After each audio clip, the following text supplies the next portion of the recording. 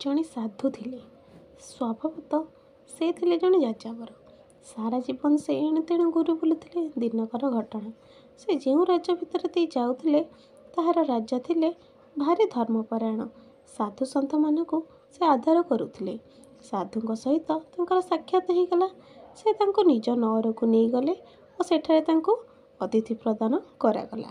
ସାଧୁଙ୍କୁ ସବୁ ପ୍ରକାର ସୁବିଧା ଖଞ୍ଜି ଦିଆଗଲା। ସାଧୁ ଆରାମରେ ବି ରହିଲେ। ଏମିତି କିଛି କାଳ ଗଲା ପରେ ମନ୍ତ୍ରୀଙ୍କ ମନରେ ସନ୍ଦେହ ଉତ୍ପନ୍ନ ହେଲା। ସେ ରାଜାଙ୍କ ମୁଣ୍ଡରେ ସନ୍ଦେହର ମଞ୍ଜି ବୁଣିଦେଲେ। ସେ କହିଲେ, ମହାରାଜ, ମୋତେ ଲାଗୁଛି ଯେ ଇଏ ଗୋଟିଏ ଠକ। ଆପଣଙ୍କ ଗୁଣ ଜାଣି ସାଧୁ ବେଶରେ ଆସି ପହଞ୍ଚିଛି।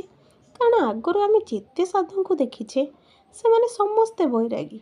ସେମାନଙ୍କୁ ଯେତେ ସୁବିଧା ଓ ସାହଚର୍ଯ୍ୟ ଦେଲେ ବି ତାହା ଗ୍ରହଣ ସେମାନେ କରୁନଥିଲେ।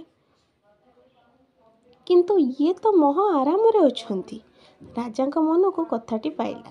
ସେ ସାଧୁଙ୍କୁ କହିଲେ, ଆପଣ ତ ଜଣେ ସାଧୁ, କିନ୍ତୁ ବୈରାଗୀ ଭଳି ଲାଗୁନାହାନ୍ତି। ସାଧୁ ହସିଲେ ଓ କହିଲେ, ଲାଗୁନି?